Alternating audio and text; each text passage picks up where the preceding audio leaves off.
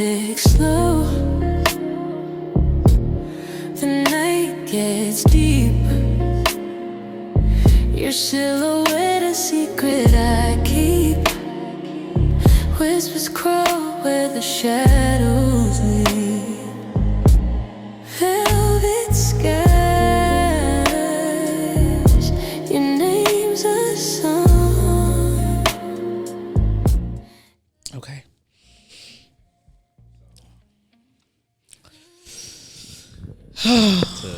To answer your question, I think we need to bring back the nuclear family and make that the norm, and not what we've been having, which is single parents or grandparents, aunties, uncles raising kids.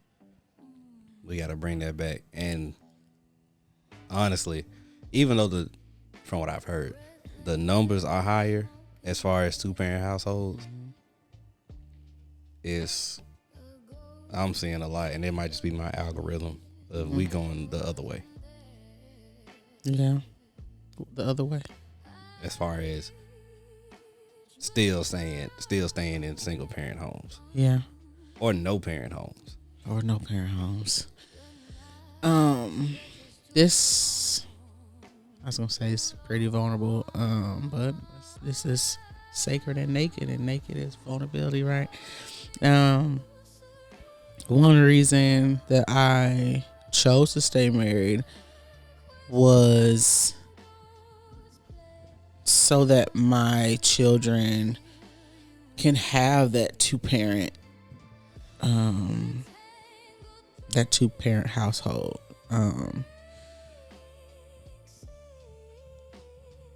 And it doesn't, every household looks different, and I had a 2-parent household, and I have father wounds and mother wounds. My father was in my house, and my father wound was loud as fuck. I'm healing it. But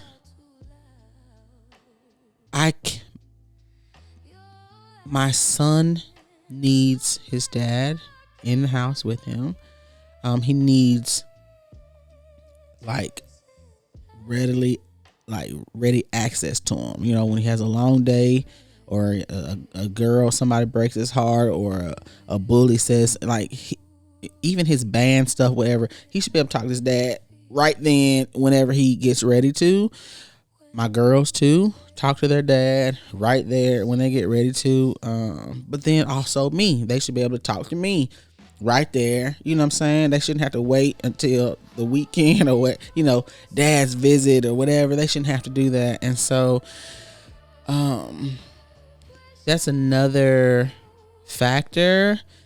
There's a lot of factors that kept Dave and I together, but the children definitely was at the forefront of that decision.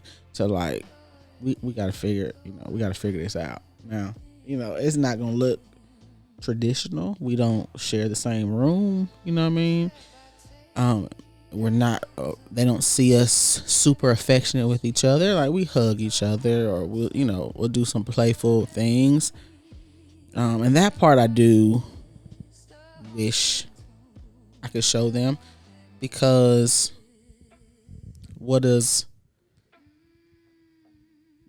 their romantic relationships look like? You know what I'm saying? After coming from a household like ours, right? Because they don't see me, oh my God, so in love with their dad, So that part I feel a little bad about, but I'm doing the best I can with at least giving them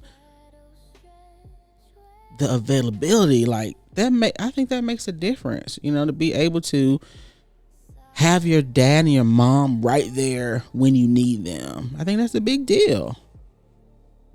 Yeah.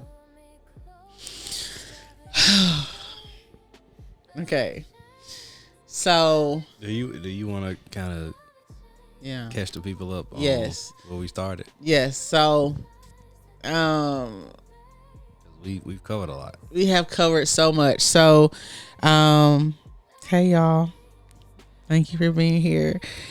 we have covered so much. So something weird happened to me this week where I was made aware very loudly of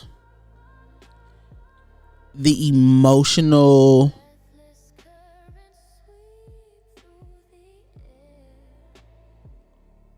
I don't know why I want to say like disdain, the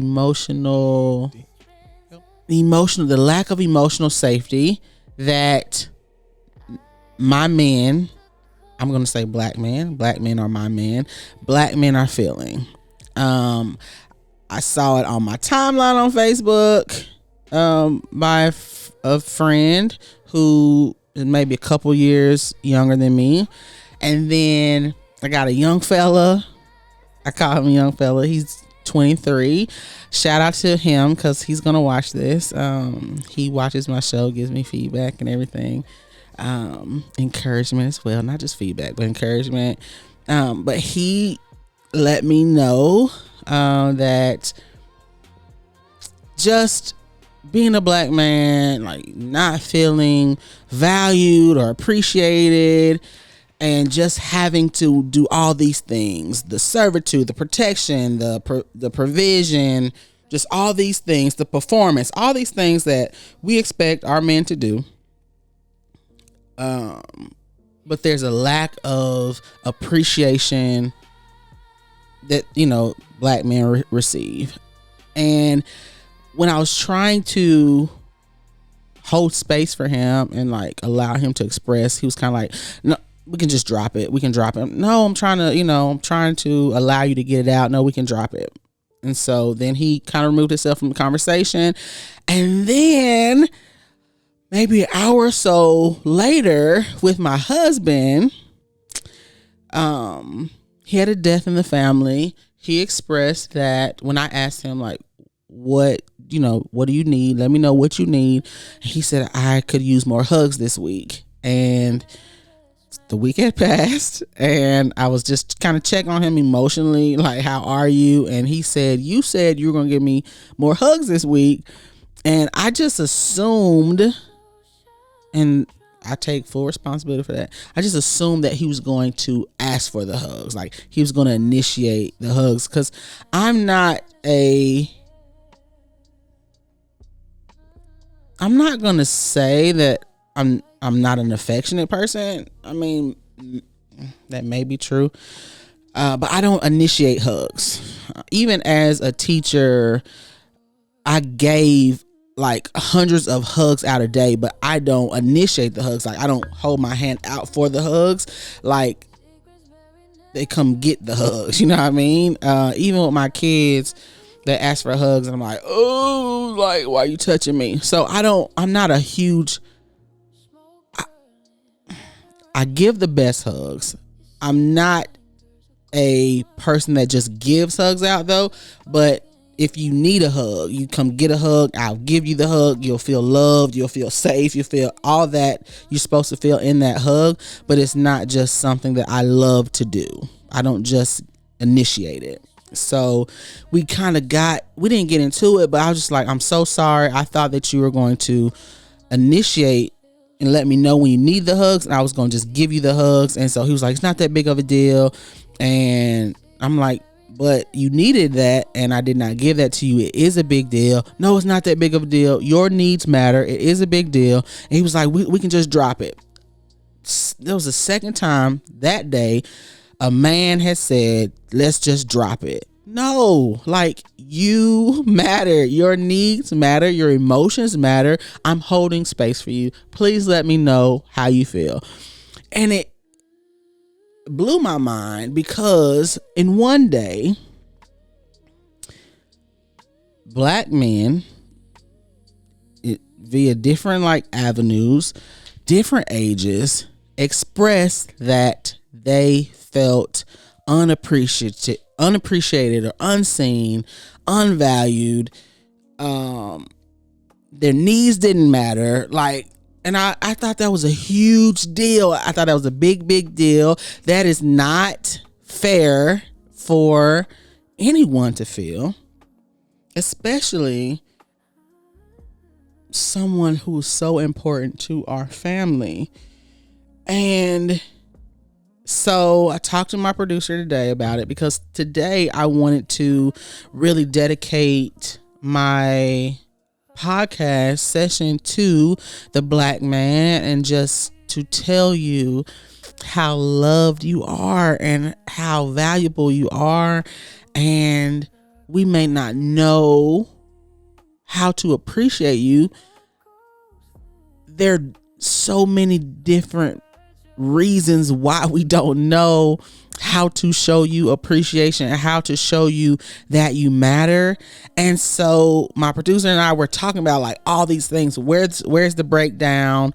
We talked about like the gender wars and how, you know, black women are like, black men ain't shit, and black men are like, you know, they don't say black women ain't shit, because we actually say, black women actually say men ain't shit. Like, that's just a phrase that, you know, we use very commonly.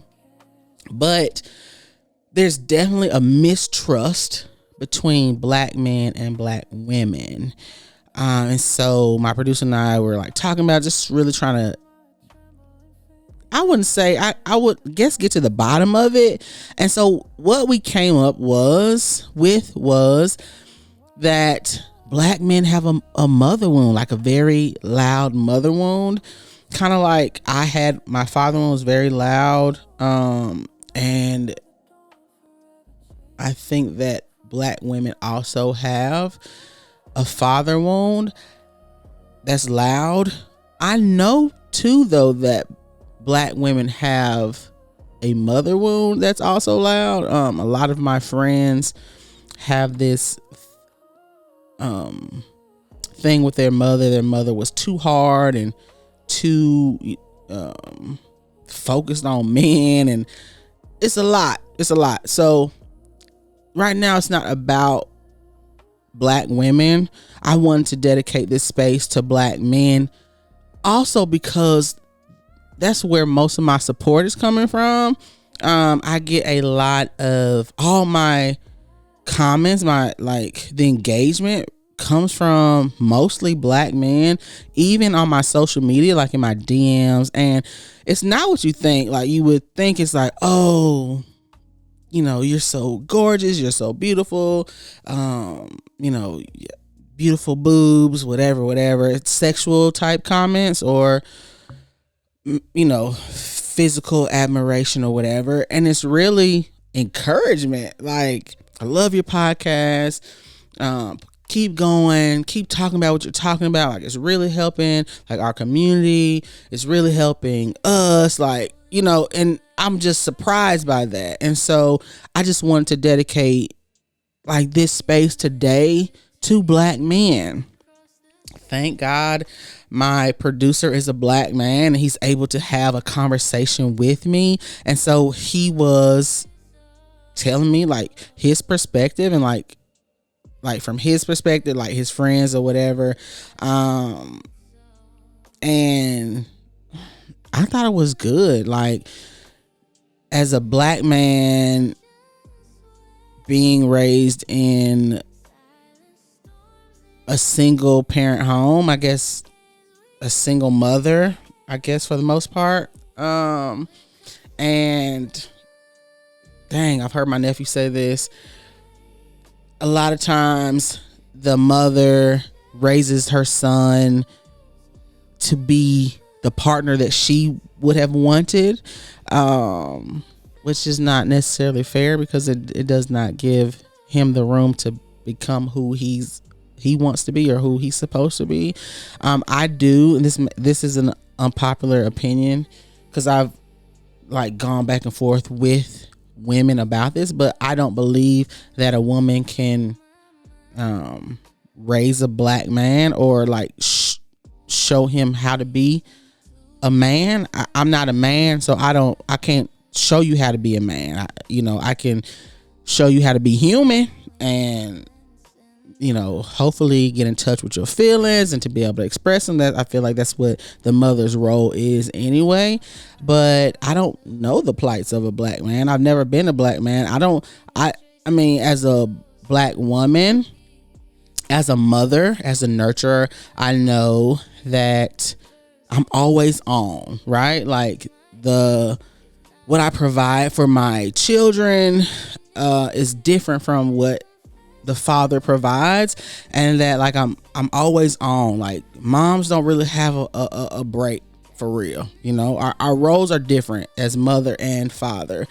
But that doesn't mean that the father is not valuable. I have a son. He is my oldest, and yes, if you've been watching my podcast, you know that my marriage was fucked up in the beginning. I don't go into too much detail, but I do say that we had a hard fucking first 10 years or so. Been married 17 years, so maybe 12 years. It was horrible. Very bad. Arguing, domestic abuse, all types of crazy shit, emotional, verbal abuse, all types of shit. But I have a son, okay? And even though I was upset with Dave, probably hated him, you know, I was raising a son. Like, I can't hate black men if I'm trying to raise a black man. I can't hate his father if I'm trying to raise him. Like, you know what I mean? Like, I need to have a mature, caring relationship with his father if I'm going to be successful in raising him to be the young man that I want him to be, the whole human that I want him to be. And so I think that's where some things get misconstrued or lost in translation, where if me and my partner or the father or whatever don't work out, they're not shit, that, you know, I just focus on all the things that are wrong with them instead of seeing them as human. Like, I'm not perfect, he's not perfect. We're trying to figure out the best way that we can. How can we come together and raise these children to be healthy, happy, whole humans?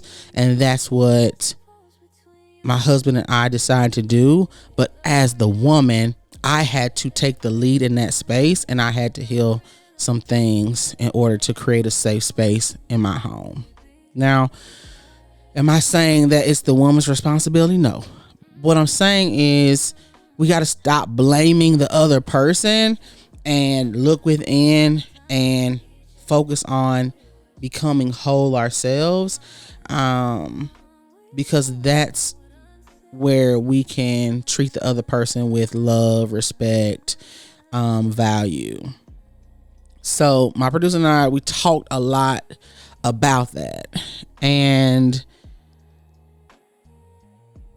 what I communicated to him was what I really would love to do with this podcast, and just within my lifetime, I would love to help heal, yes, the self, and build self-intimacy and self-connection, because I have found that is what helped heal my relationships. Because when I was able to connect with myself, love myself, like really truly love myself, like all of myself, accept all of myself, love all myself, become my best lover, my self-esteem, my worth, my self-respect, all that stuff. Like when I focused on that and filled my cup up and became whole myself, then I was able to see the best in other people and be patient with them, as I know they are also not perfect. They're also going to make mistakes, and they have their own wounds that they need to heal. And because I gave myself the safety to do that, I'm able to extend safety and patience and grace with the other person to allow them to figure their things out. And so I think that that's what's missing, because we're just blaming, right? You're not showing up the way I want you to show up. You're not treating me the way I want to be treated.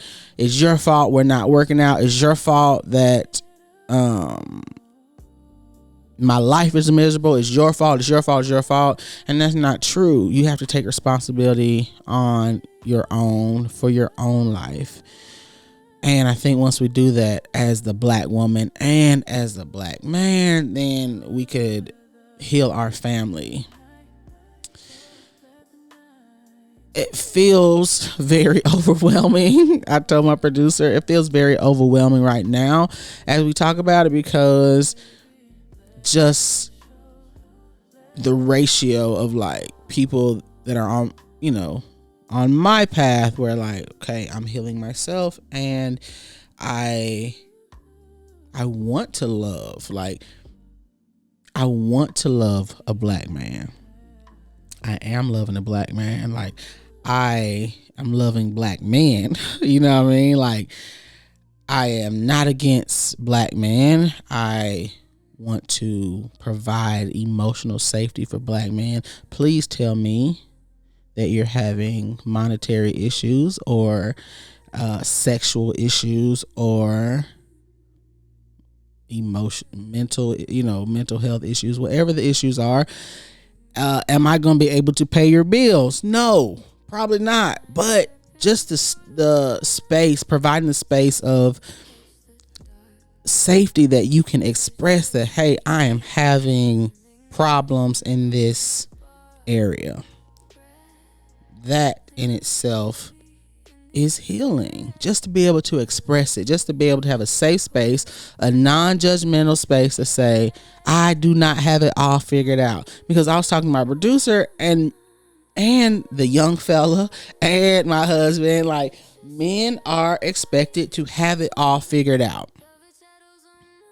That's not fair, because women, when we don't have it all figured out, we are able to go to our man or our daddy or our big brother or our little brother or somebody else, and it's okay for a woman not to have it all figured out. Somebody's going to support her. There's resources out there for women specifically to support you. I'm not saying that we don't deserve that. What I'm saying is we have not provided a space, for a safe space for our black men to also have the luxury of not having it all figured out. Because if you think about it, we're all human and we're all figuring it out as we go. There's no true manual that says this is how you become a successful, healthy, whole human. Like, it's just not fair. And I just thought it was crazy to have had that, you know, so loud on Thursday. It was weird to me. So I just wanted to, I didn't even plan anything for today really, because I just wanted to be able to speak to that. It's really not, it's not fair. And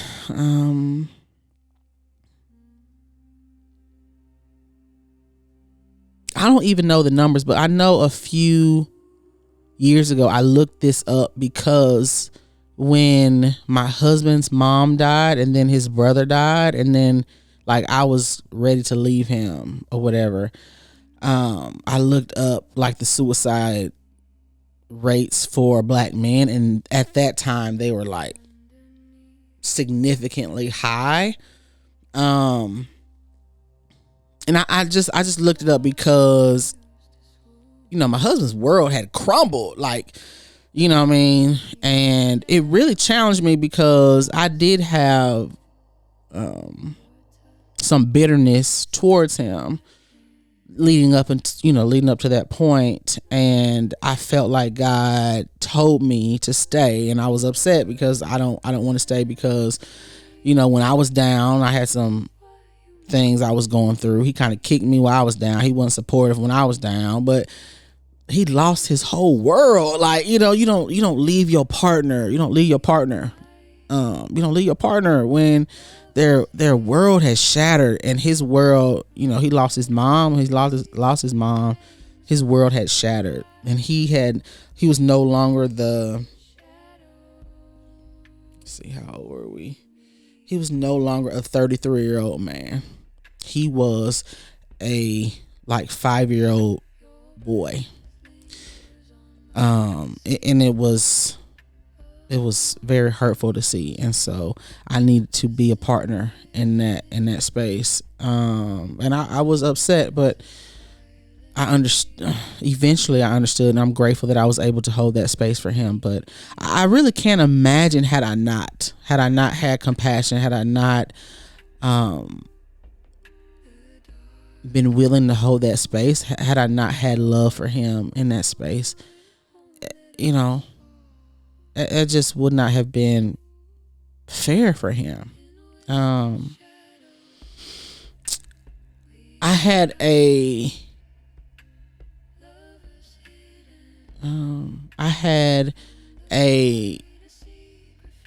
watcher reach out and ask for some advice. He is married. He has children. He loves his wife, loves his children. He loves the family that they're building. Her libido is low. They're not having sex, and he wanted to know what, he wants to feel desired. Like, he's not having sex. He does not feel desired. And they've gone to the doctor to see if it's a medical, cause it could be medical reasons why people have low libido, hormonal reasons why people have low libido. So they went to check it out. There's nothing there. And, he was saying that, like, she's just like, you should just be happy you get it when you get it. And I told him, I disagree with that. I don't think that that's fair, that you have to just take what you can get. Your needs matter. I'm just somebody who believes that your needs matter.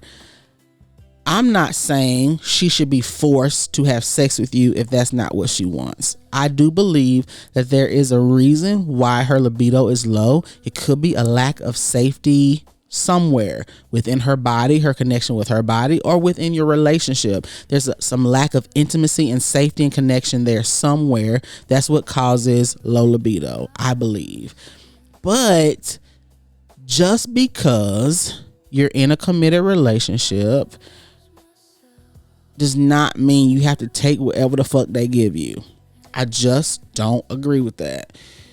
And to me, it ties into, like, I'm hearing him say, he didn't say this, but I'm hearing him say, and I'm also hearing my young fella say, and I'm also hearing my husband say, and I'm also hearing my producer say, and I'm also hearing my brother say, and I'm also hearing, like, I'm hearing my black men say, just drop it.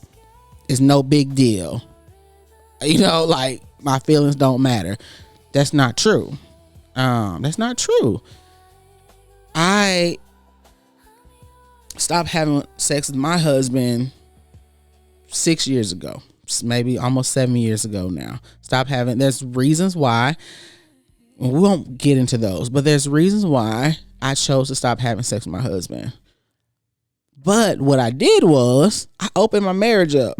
Like, if you're not getting it from me, you deserve to get it from somewhere, So, like, to me, that's fair.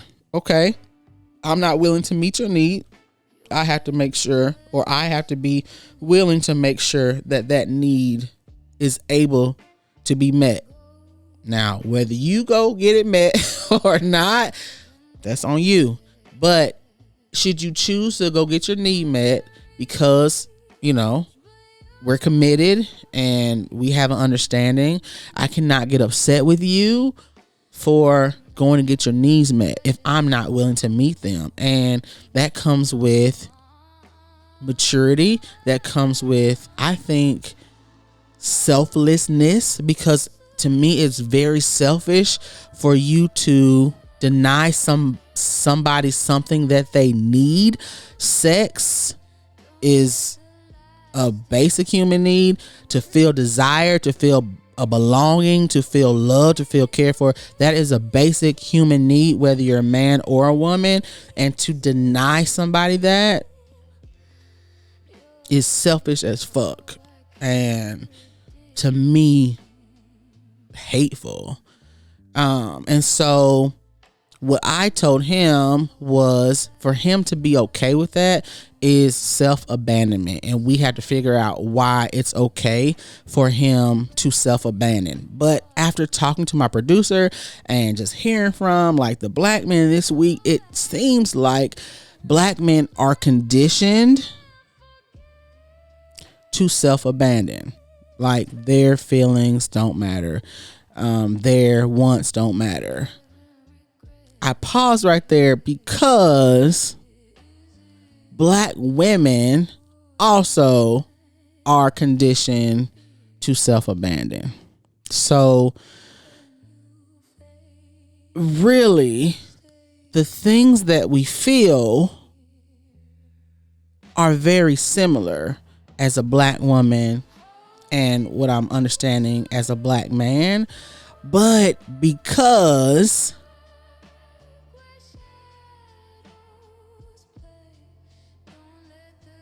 we're so deep into our individual or gender pains, cultural pains, really, cultural gender pains, we can't hear each other. We can't hear each other say, hey, like, I know that this is not your fault. I know that this is not your fault. How do we heal these things and come together? And I like, you know, it's a big issue. I know within my lifetime, like I won't be able to solve it, but I think that for me to provide a space, a safe space for us to be able to talk about it. Can we talk about it? Can we hear each other? Can we provide safe space to hear each other and to hopefully understand, and then start to come together and have the conversation to see, like, how do we heal our family? So that's where I'm coming from today. Like, you guys came in on mid conversation, but like I'm super fucking passionate about, like, I want my people. I want my people to hold space for each other. Like, I really thought that starting this podcast as a black woman, being very vulnerable about my sexual experiences, emotional pain,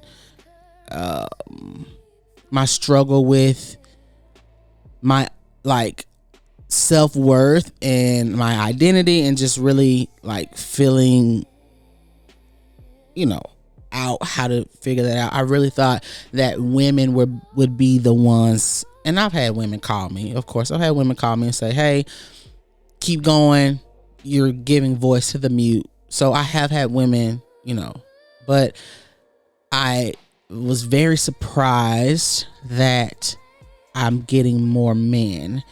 And if you guys are my audience, then I need you to tell me how I can support you. I need you to tell me, I need you to come on here and talk through healing with me. There's some healing that needs to be done. And we talked with Queen. We talked about, you know, she has more female clients than male clients. And we talked about how, like, men just, they're problem solvers. They want to figure out what the fuck the problem is. And that's cool, but you can't do that without being in touch with your emotions, because you need to be able to figure out the root of what the problem is. And if you're angry, if you have a mother wound, you're angry with your mother for not providing something. You have to figure that out, and you have to figure out how to heal that. If you're angry with your father because he did not provide something that you needed, you need to be able to pinpoint that and express that and figure out how to heal that within you so you stop passing that shit on. My producer and I talked about how we pass that shit on. Like, oh, as a black woman, I am bitter and I hate black men, and so I'm teaching my son, I'm raising him to be such and such or whatever, a not shit ass black man, and I'm raising my daughter that black men ain't shit, and so she's not gonna treat men like they're anything but, you know, money or whatever, and my son is not gonna treat women with any kind of respect. He's just gonna think they just pussy. You know what I'm saying? Like, we're perpetuating just toxicity. Like, we just keep passing the shit down. Who's going to change it? What, like, who gives a fuck enough to change it? And if you do give a fuck enough to change it, it has to start right here with you. It has to stop the blame of your mother or your father or the girl that cheated on you, and you know what I'm saying, didn't make you, who the blame has to turn inward, and you have to be introspective. You have to say, you know, I have to take some responsibility for it. I need to figure it out. I need to figure out who can help me figure it out. And you got to figure it out. You know what I'm saying? And if I could be that space, you know, for either woman or man, but a black man, if a black man feels more comfortable in my space to figure that shit out, let's do it. Like, I'm down 100%. I got you. Now, you can't like get into my inbox and say, like, you know, come at me with some kind of sexual shit. I don't care about that. Like, I'm not interested in sex in that space. So, you know, you're gonna lose me. But like you guys have been doing, if you come and you say, hey, I enjoy your podcast, it is a safe space, I have a question, I got you. Like, I got you. For real. You know? So, please comment and share. Like,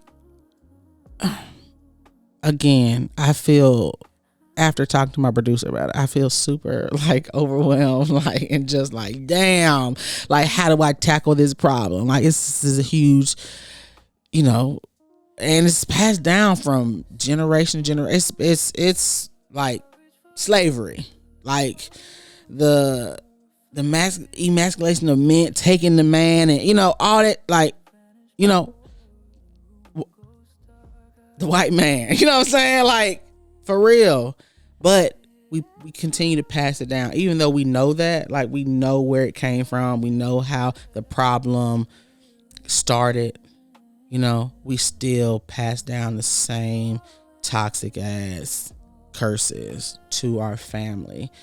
And somebody got to stop it. And I know it's people that, you know, but it needs to be more of us. So, I'm grateful that you have communicated that you find safety in me. I want you to. I want you to come here and I want you to get naked with me, you know, and let's get vulnerable and let's figure this shit out. Let's heal your mother wounds. Okay. Let's heal your father wounds. Let's do it. I'm the best place for you to do that. So share, comment, subscribe, and let's heal. Let's heal. Producer, do you have anything else to say as the black man in this current space? Let's bring back the nuclear family. Okay. Man, a lot of problems can start to be solved there. Yeah. Yeah, I agree. But you got to heal yourself before you're able to provide safety for someone else to be in that space. Because two unhealed motherfuckers, it's disastrous. And I'm speaking from experience. So, you got some else? That dimple. I wish y'all can see. Two unhealed people can be disastrous. Yes. But in some cases, the child can learn how not to be and can take what they learn into adulthood and see, and can say, well, okay, I saw how my mom and dad were. I don't want to be like that. Yeah. So when I find a wife or a husband, or when I have kids, I'm gonna make sure that I do things differently. So it's gonna take some time. It's gonna take some struggle, but eventually, if we bring back the family, the nuclear family, over a couple generations, We should see something.